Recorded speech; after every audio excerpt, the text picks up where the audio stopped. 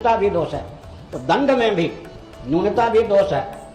जिस अपराध का जितना दंड होना चाहिए माप तोलकर उससे न्यून दंड देने वाला राजा दंड का पात्र होता है, न्यायाधीश दंड का पात्र होता है।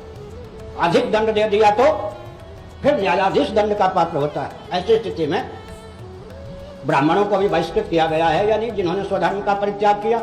अच्छा सुनिए, जिस वाल्मीकि रामायण की ये बात कही गई, उसी वाल्मीकि रामायण में यह लिखा है कि रावण ब्राह्मण था, उत्तम कुल पुलस्त्य करनाती शिवविरंच भुजे बहुभांति, रामचरितमानस में अनुवाद किया गया। भले ही कालांतर में भगवान राम लीलावश जिसका मैंने कुल कुटुंब सहित नाश किया वो ब्राह्मण था, तो यह भी प्रश्न करना चाहिए ना कि क्षत्रिय होकर ब्राह्मण को क्यों मार दिया।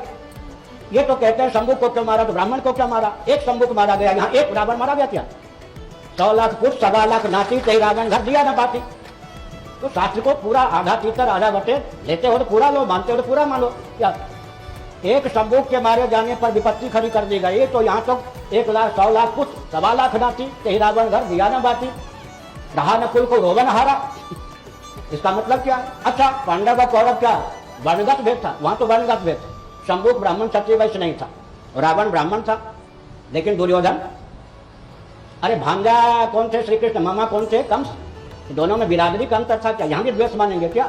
भगवान कृष्ण ने मामा की कचुमर निकाल दी, समझ गए, ठीक है या नहीं।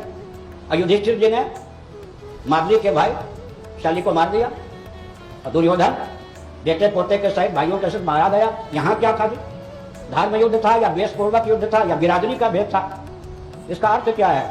एक शंभु के मारने पर भगवान शूद्र के विद्रोही हो गए, फिर कहिए कि भगवान राम ब्राह्मणों के विद्रोही हो गए, तो ब्राह्मण देव कैसे कहेंगे भगवान को। भगवान को ब्राह्मण देव कैसे कहेंगे। परित्राणाय साधूनाम विनाशाय च दुष्कृताम में चेतावनी देने पर भी अपने धर्म का अतिक्रमण करके पर धर्म को जो स्वीकार करता है वो उसके लिए पर धर्म घातक है। फिर भगवान जिसको, सुनो आप, फिटकरी जानते हैं, फिटकरी के ढेला लेकर ऐसे रगड़िए, फिटकरी रगड़ते समय अगर चिर जाए तो सेप्टिक होने की संभावना है। उस पर फिर फिटकरी को पानी में घोलकर मल दीजिए, दवा है।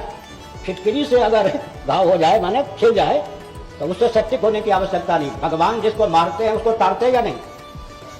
अब देखो एक ही घटना, हिरण्यकशिपु शापित भक्त था या नहीं, जय विजय का अवतार था या नहीं।